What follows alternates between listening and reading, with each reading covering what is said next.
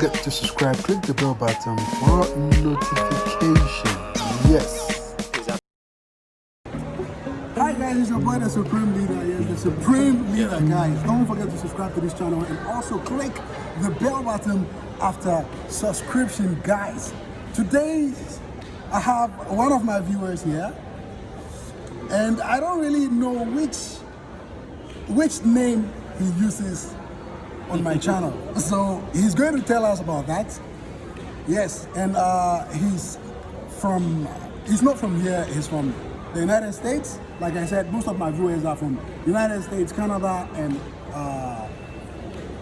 Europe. I have some few viewers from Africa, like Kenya, Uganda, Zambia, South Africa, Ghana, right, and Nigeria. Nigerians, yeah, I have a whole lot of Nigerians too on my channel. So guys, I'm here with him today, and he arrived yesterday. No, I arrived today. Today? Oh, yeah. This morning. This morning. Yeah, I'm not wasting time. Yeah, so guys, I'm going to be talking to him, and he's going to share his experiences. He loves traveling just like me.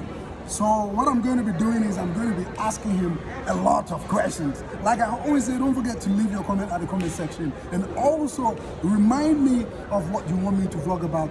If should in case I have forgotten to make some questions, you can simply do what? Leave it at the comment section. If you are new, make sure you subscribe, share the channel, click the like button, guys. You watch the videos, like over 200 people watch the videos, over 500, and I only get like 20 or 28 likes. Come on, this is not fair. This is not justice. Justice for Africans. Okay. Yeah, Justice for Africans. Exactly. Before we start, I will allow him to simply introduce himself to us and also tell us what is his name on YouTube, because we don't know. That's a secret, but he's going to tell us today. So yeah. Well, my name on YouTube is Rudy Howard, but I go by Rudy. Yeah. In real life, if you can put it that way. And I do travel a lot for professional reasons and also for leisure. And it's my 5th time in Brazil. First time in Brasilia. Fifth time in Brazil, guys. I'm a big fan of Brazil, and I have been since I came for the very first time in 2015. And I plan to spend more time here, and why not consider even moving here permanently. We'll see. All right, that's fantastic. So now you know who Mr. Rudy is, the traveler, the world traveler, just like the Supreme Leader. Very soon, like I said, I'll be traveling throughout Brazil each and every week.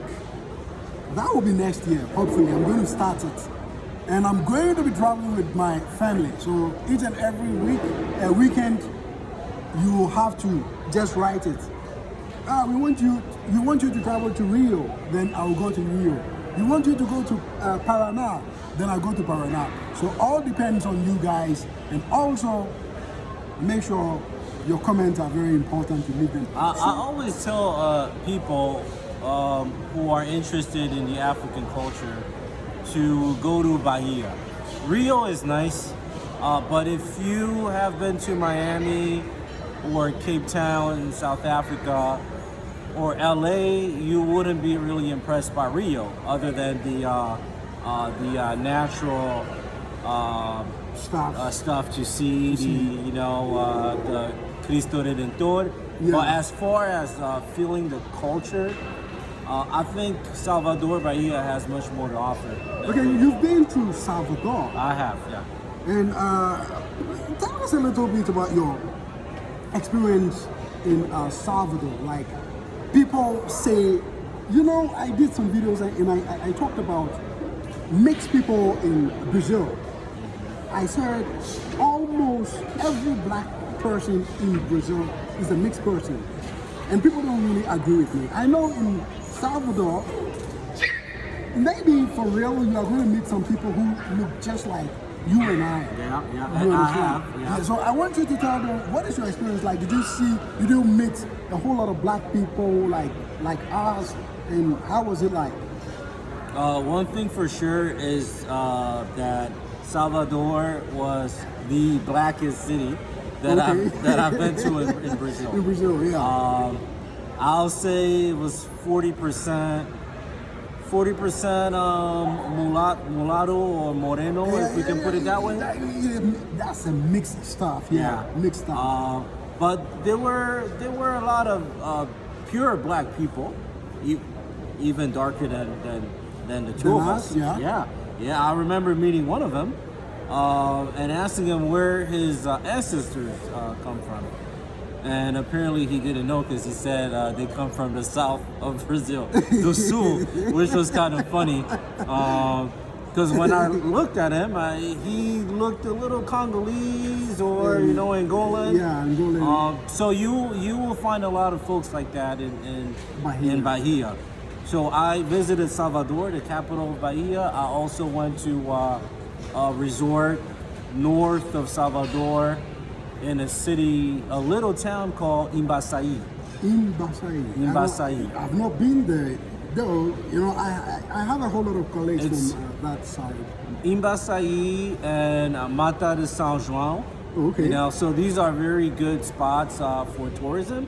And south of Salvador, 2 hours south of Salvador, there's a very famous location that's popular with tourists, especially from Argentina. Okay. It's called Morro de São Paulo. It's on an island. Morro de São Paulo. Morro de São Paulo. Okay. So you need to take a ferry from Salvador to Ilha de Itaparica. From there, you take a bus going south, and then you take another boat. So it's a long journey. Once you get there, it's worth it. Morro de São Paulo, it's walking only. Oh, okay. Cars are not allowed. Okay. Yeah. And it's really worth it. So to me, going to places like that is much more interesting than going to Rio. Rio is more like just enjoying the beach. Okay. But there isn't much about that kind of connection. The cultural connection is, at least for me, who's interested in African culture and Afrocentric stuff. I'm more interested in Salvador. Okay, so a whole lot of people keep asking me about bringing somebody not from Brazil, okay, to tell us a little bit about their experiences with the Brazilian people. So I decided, okay, fine, then why not? I'll be meeting you today, so I have to ask you this question because you have been here for 5 times. That's a lot of times. I try to come every 2 years. Oh, okay, this is if fantastic. not every year. Oh, okay. But I was here last year. Last year. It was last year that I went to Bahia. You see? So guys, you have to pack your bags. It's really fantastic out here. So tell us, what is your experience with the Brazilian people, like in general? Because people talk about racism and stuff. But I personally, my whole 10 years, I haven't experienced anything like that. But maybe with you, I don't know. You have to tell us. So share it with us. That's interesting. Oh yeah. I have to be honest. I did experience racism maybe once or twice in Brazil.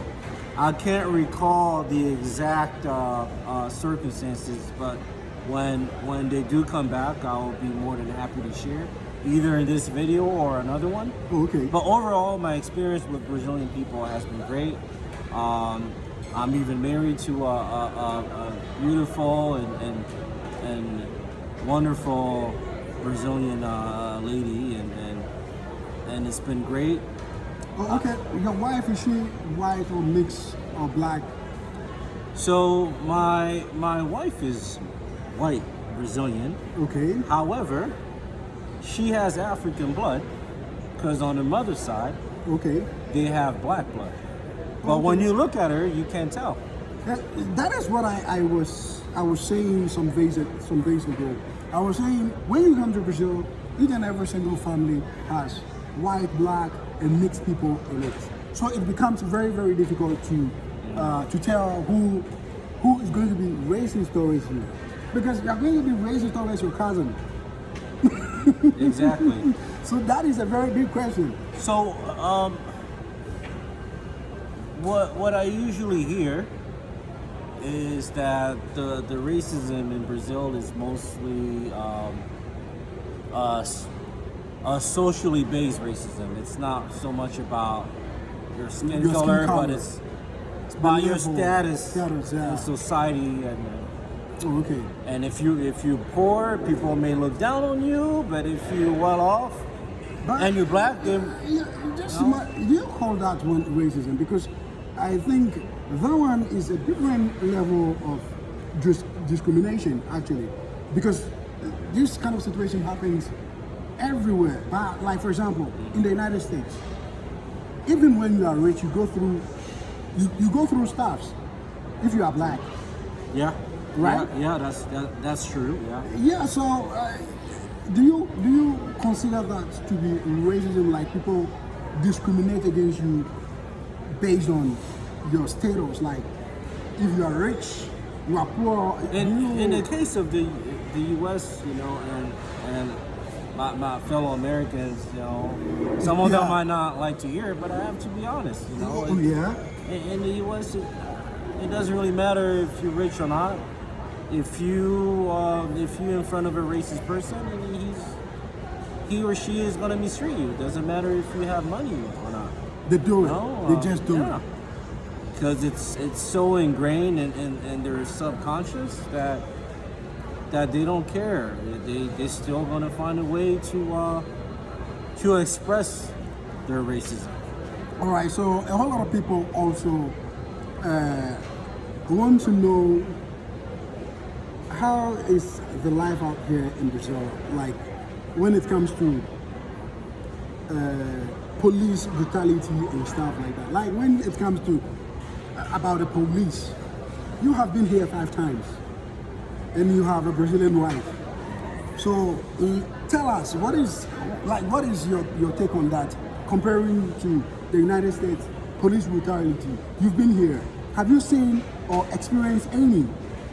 No, I have not. Personally, I have never witnessed police brutality in Brazil. Not even in Rio. But we do hear about a lot of incidents in the favelas. I went to a favela. Okay. I went to a favela called Vidigal. It's right next to Leblon, in Rio. Oh, okay. Leblon is one of the wealthiest neighborhoods of Rio. Oh, okay. And right next to it, there's a favela called Vidigal. A lot of tourists go there because they have to pass through Vidigal in order to go to this hill called Morro dos Doce Irmãos. Okay. It has a beautiful view of the city, Mm-hmm. and people like to take pictures there. I did the same, but you cannot get to Morro dos Doce Irmãos Yes. without going through Vidigal. But I was surprised to find that favela pretty safe. Maybe they don't. Maybe they don't hurt black people. I don't know. No. But I didn't see any police running around shooting people. None of that. Yeah, the whole thing is the violence. What I know, because I live close to one of the biggest favelas in South America. It's called Ceilândia. Have you heard of it? Mm-hmm. If you want, I can take you there. I have a whole lot of friends over there too. All right. Yeah, so I can tell you this: they don't kill, or like the killing doesn't happen on innocent people, but rather it's not random killing. It's not random killing. The killing happens with people who are in drug activities, related activities, extortions, like stuff like that. You understand? Like a regular guy, Yeah. they don't have time for you. They have even knives to you. You understand what I'm saying? So I think people think too much. Like Brazil is like this, Brazil is like that, which is not true. I've never had any problems With the police. or with anyone. I've never been mugged. I've never seen anyone get mugged in Brazil.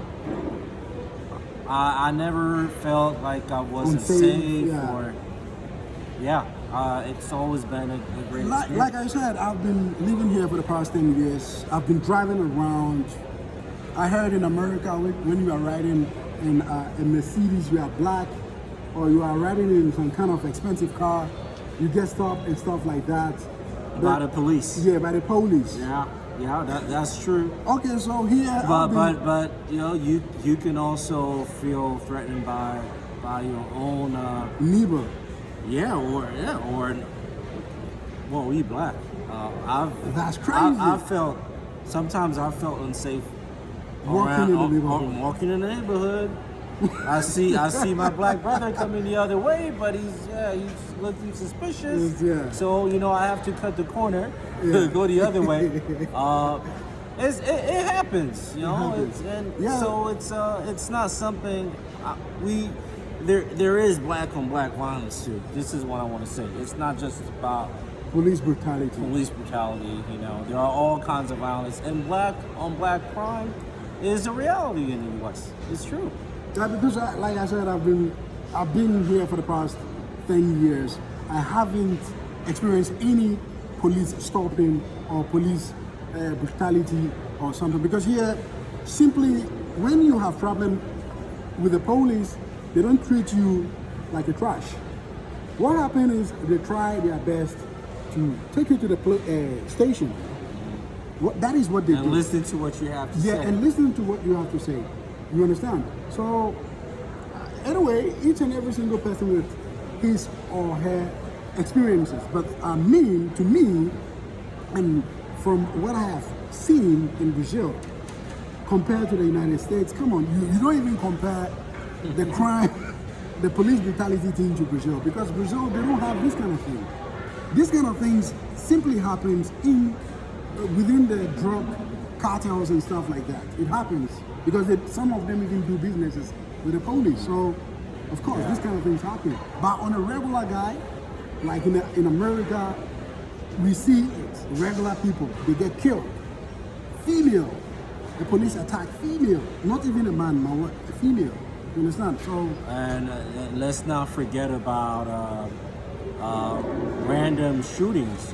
People watching movies, and then there's a crazy guy who comes out of nowhere with an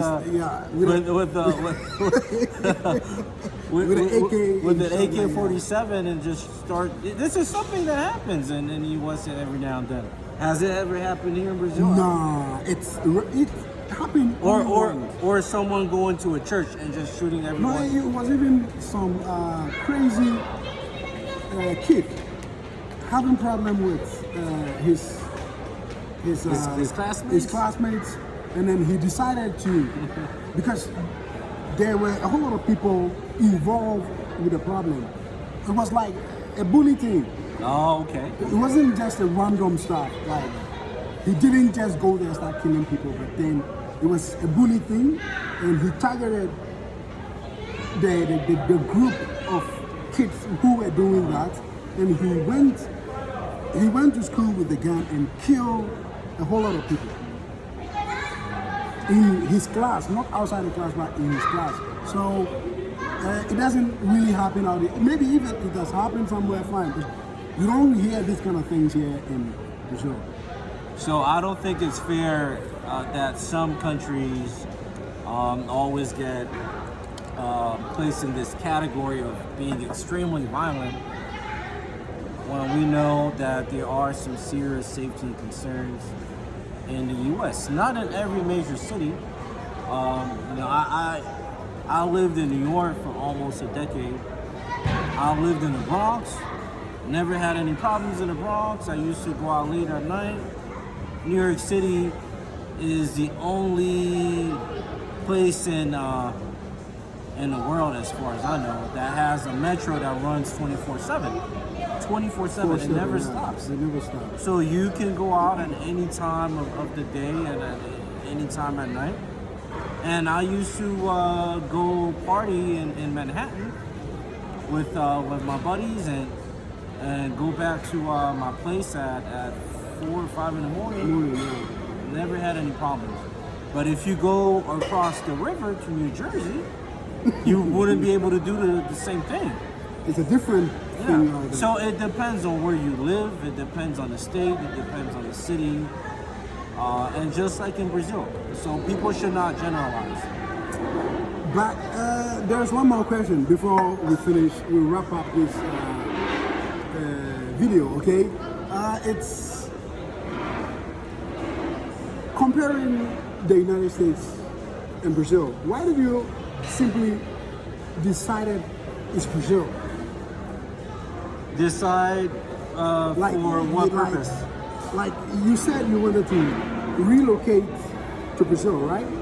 Yeah. But why do you decided to relocate to Brazil instead of, because there are some other countries like the UK, like Germany and stuff like that.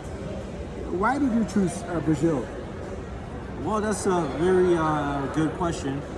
The reason why I'm more comfortable relocating here is because as much as I would like to go to the African continent, there are some conditions that I don't think have been met for me to make that move yet. But when I'm here in Brazil, I can get the best of both worlds. I can get, the African feel, the Western world, together. with a little bit of, the development you will find in a North American country or European country. So it's really a nice combo that I'm very comfortable with. I also like the cost of living. I think is very affordable. When you have a decent job. It's a good place to raise a family, especially if you have a good job. You can pay for private school. Okay. Right? In the U.S. it's very hard because a lot of people don't understand the system. Everything is based on what we call the zip code. The postal code. Okay. And the postal code is associated with a school district. Oh, okay. So if you are in the wrong zip code, you will not have access, your children will not have access to the good public schools. Oh, okay. Because private school is too expensive.